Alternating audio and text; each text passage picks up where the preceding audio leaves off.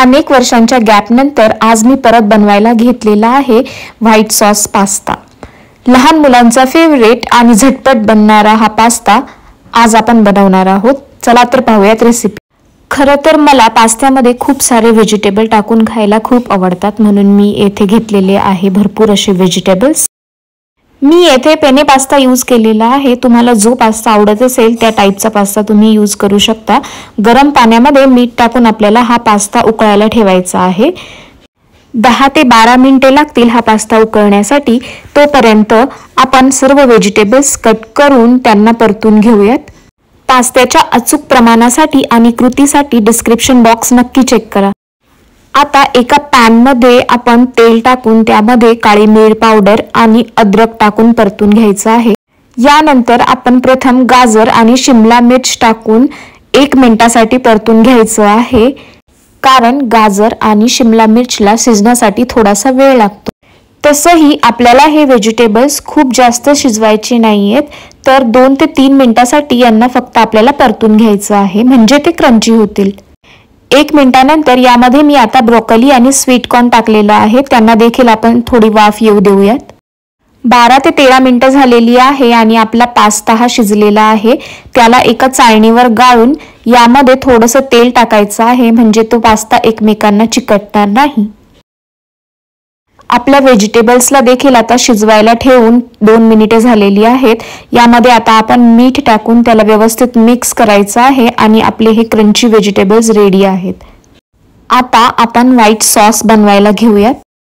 एका पॅन मध्ये आपल्याला बटर टाकायचं आहे आणि गरम झाल्यानंतर त्यामध्ये 2 ते 3 चमचे आपल्याला मैदा टाकायचा आहे आणि तो व्यवस्थित परतून घ्यायचा आहे।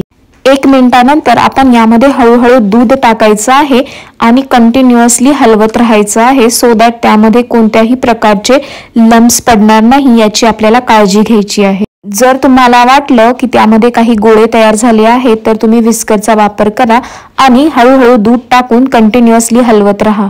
व्हाईट सॉस पास्त्याच्या इन्ग्रेडियंट आणि कृतीसाठी तुम्ही डिस्क्रिप्शन बॉक्स किंवा कमेंट नक्की चेक करा। लहान मुलांच्या डब्यासाठी किंवा वीकेंडला बनवण्यासाठी हा खूप चांगला ऑप्शन आहे, तुम्ही नक्की ट्राय करा। रेसिपी आवडल्यास लाईक करायला विसरू नका। तुमचे जर काही कमेंट सजेशन असतील तर ते प्लीज तुम्ही कमेंट बॉक्समध्ये नक्की सांगा। आणि तुम्ही बघू शकता आपल्या व्हाईट सॉस पास्त्याची कन्सिस्टन्सी अगदी छान झालेली आहे। यानंतर आपल्याला यामध्ये टाकायची आहे काळी मिरी पावडर, चिली फ्लेक्स थोडेसे मी यामध्ये टाकलेले आहे आणि यानंतर मी यामध्ये 1 चीजचा क्यूब किसून टाकलेला आहे। या स्टेजला आपण चीज टाकल्यामुळे पास्ता हा क्रीमी आणि टेस्टी बनण्यास मदत होते। चवीनुसार मीठ ॲडजस्ट करायचं आहे। यानंतर आपल्या सॉसमध्ये आपण टाकणार आहोत आपले सगळे क्रंची व्हेजिटेबल्स आणि शिजवलेला पास्ता। हे सर्व व्यवस्थित मिक्स करून आपण यावरती टाकणार आहोत चिली फ्लेक्स आणि ऑरिगॅनो। हे सगळं व्यवस्थित मिक्स करून आपल्याला 1 ते 2 मिनिटासाठी शिजवायचं आहे।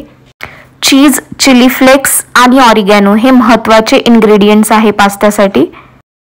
2 ते 3 मिनिटं शिजवल्यानंतर तुम्ही बघू शकता आपला पास्ता हा रेडी झालेला आहे। गरमागरम पास्त्यावर मोझरेला चीज टाकून तुम्ही हा सर्व करू शकता। रेसिपी आवडल्यास लाईक, शेअर, सबस्क्राईब करायला विसरू नका। Till then take care, bye bye.